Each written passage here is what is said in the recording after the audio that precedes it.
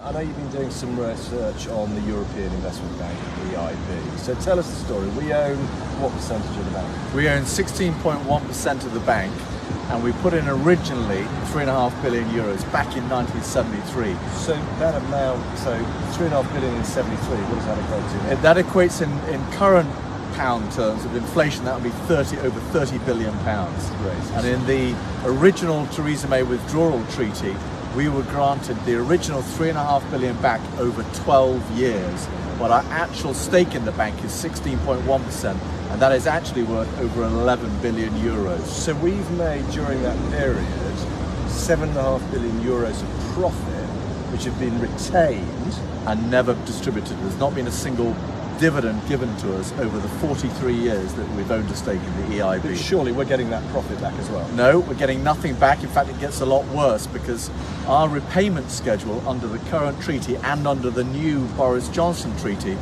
is for a 12-year period where we get back in equal installments, but more importantly, we are left with a liability of 37 billion euros in the event of either the euro or the eurozone having another crisis. So that 37 billion is called callable capital. Callable capital. Which we can be called for at any time. And I think it's a really important thing for people in the UK to know is our ongoing exposure to the eurozone. It is. It underpins the EIB in the event of another crisis over the next 12 years. And what we're saying is, regardless of the transition period negotiated by the government and Barnier, if we don't do a no deal, which is what we want, to remove ourselves from this liability, we have that ongoing liability. But in fact, it could be even worse because there is a huge liability, over 500 billion euros, in the event of a complete meltdown of the eurozone, which I think is highly probable over the next 12 years. Which most people in the capital markets do. So any renegotiation that we have with the European Union,